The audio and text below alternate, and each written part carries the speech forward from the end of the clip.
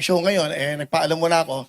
Ang alam ko, naka-feed kami ngayon sa TV5, naka-feed ho kami ngayon sa show, at yung mga nanonood ngayon doon, nagpaalam muna ako, sigurado nagsisigawan ngayon doon yon, at wala ako, walang kantahan, walang sayawan, walang hep-heporay muna, walang putukan, at walang Wheel of Fortune. Pero, may mas malaking hangarin, at may mas malaking plano para sa bawat Pilipino. Okay? At 2 minutes, siguro mas maganda mga tanong na lang para masagot ko na kagad yung mga tanong. Okay, sige po. Unang tanong, kanina manggaling? Tagalog Okay. na lang para mas maintindihan ng Yes, ating mga Rhea kababayan. Fernandez from TV5. Pahiram po ng mikropono. Go, Rhea. Hi sir, good afternoon. Ria Fernandez, TV5. Hi, Over Rhea. here, sir. Willie na lang, huwag na lang, sir. Sir Willie, you mentioned you have a show sa amin, TV5 Will to Win, no? So the next question is, what happens to your show if you are vying for a Senate seat? Anong mangyayari po dun sa Will to Win? Sa pagkakaalam ko, sa rules ng COMELEC, until February 10, pwede pa ako mag-live show. So I still have 5 months na makakapag-live ng 5 to 6:30 sa TV5, sa Facebook na meron kaming followers sa 17,300,000 at 8 million sa YouTube. So pwede pa ho ako magtrabaho, pero pagdating ng February 11, mag-stop na, and that will start the campaign. So you know, and then, pag nanalo, pagpalarin, at pag pinagalob ng Diyos na ako ay makapaglingkod ng tapat at walang halong pag-iisip ng masama sa aking mga kasama, ako pa'y babalik, like the Senator Tito Soto, na may itbulaga pa din. Yun lang. Okay, go ahead. Sir, one additional question po. Ano pong nag-udyok sa inyo para finally tumakbo na po sa pagkasenador? Because going back to your previous statements, hindi nyo po nakikitang tatakbo kayo sa sabak sa politika eh. Yung mga nakikita ko, away. Awayan ang awayan. Mga edukado, ang tingin nila sa mga artista masyadong mababa. Kami may magagandang puso para sa ating mga kabayan. Ano ba ang purpose ng isang senador? Hindi ako abogado, hindi ako nakatapos, pero ang purpose dapat ng bawat senador, bawat nagpa-public servant, bawat namumuno sa anumang local government, mabuting puso ang meron ka. Ang dapat mong inisip lagi mga kababayan mo. Marami ng batas na ginawa, marami ng mga presidenteng dumaan, marami ng senador na dumaan, pero yung buhay natin mga kababayang mahirap, nababago ba? I think, yun ang pinaka-importante. Poverty, yun ang pinakamalaking problema natin. Yung mga batang nangangarap na mag-aral, pag wala ng pera, hindi na natutupad ang pangarap.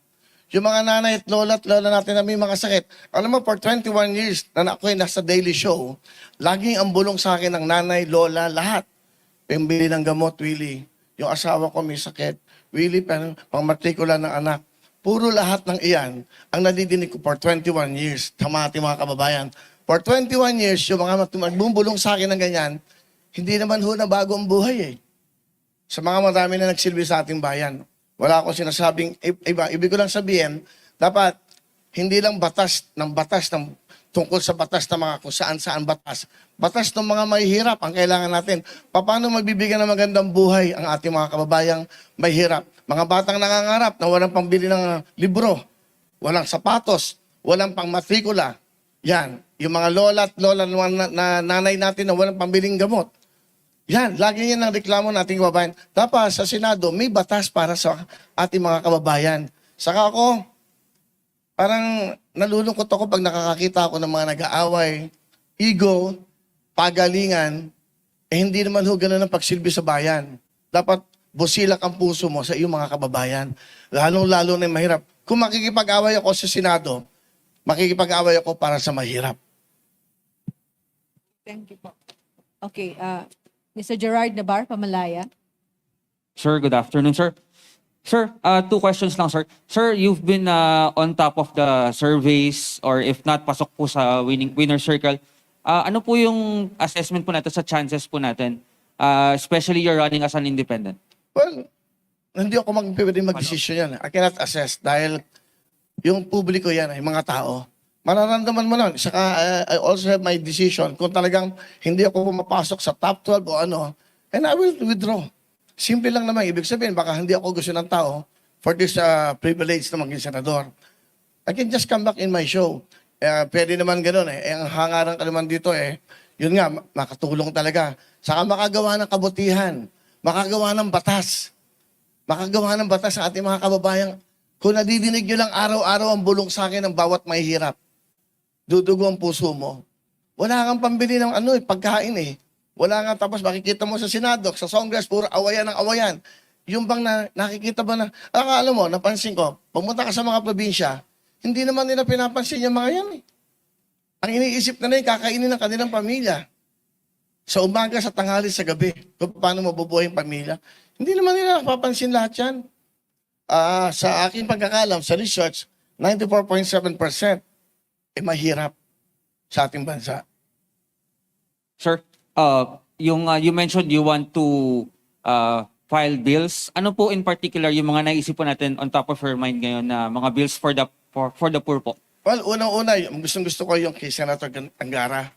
Yung sa senior, no? Kasi yung 20%, parang kulang yan eh.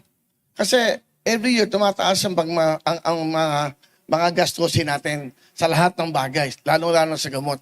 Ako, ang pwede kung papalarin, pagkakalooban ng Diyos na manalo ako, maupo ko sa Senado, ang una kong i-adjust ko yung 30% sa mga seniors PWDs.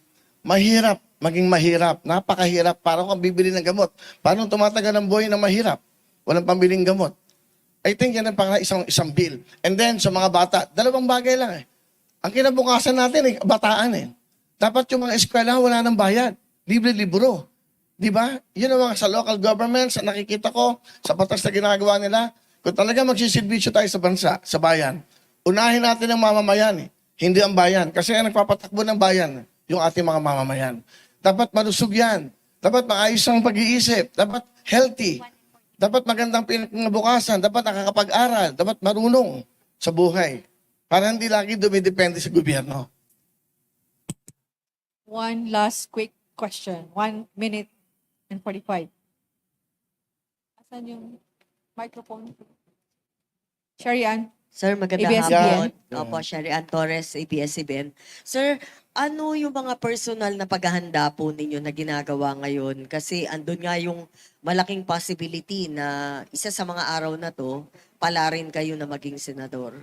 At syempre, alam naman po natin na maliban sa busilak na puso, mapupunta talaga kayo at mapupunta sa matindihang debate, lalo na kung ipaglalaban nyo yung mga panukalang batas po ninyo. So, paano po kayo naghahanda sa mga ganito? Well, hindi ako makikipagdebate. Hindi ako makikipag-away. Makikiusap ako at hindi ako haharap sa TV na nakikipag-away sa kanila. Pakiusapan namin to, ano ba dapat natin gawin para matulungan natin itong mga to? Ano bang batas na pwedeng gawin para naman guminawa ang buhay natin mga kababayang may hirap? So I think yun ang pinaka-importante. Hindi mo kailangang ipakita sa TV na magbabangayan kami, pagalingan ng English, pagalingan ng sinasabi. No, I don't think that's the right thing to do na maging public servant. Lahat mapag-uusapan eh. Lahat pwede mong pakiusapan. My colleagues, pwede ba natin gawin to? May mga lugar tayo naghihirap. Napapansin ko sa Bagyo, tuwing may Bagyo, lagi may problema, tanggal ang bubong. Yung pupuntahan nila na dapat doon sila ma-accommodate, hindi rin sila, binabaha din yun. Anong dapat na paraan? Isa yan sa mga nakikita ko. Kasi during the time na maraming may Bagyo, pinupuntahan ko din yan na hindi naman ako public servant. Dahil gusto ko lang makatulong sa ating mga kababayan. Time's up? Yes po. Parang ako lang pinakamabilis Ay, Hindi naman. Okay. okay lang po. Okay na. Thank you, sir. Okay, but Salamat anyway, po. maraming salamat. Chairman, maraming salamat kasi tinanong ko si Chairman yung mga rules. So, pwede pa ako mag-show hanggang February 10. That's the last day. Maraming salamat at mabuhay. Sana ang pag-asensyo ng bayan, pagmamahalan. Maraming Salamat. sir. Sir, photo op po sa gitna.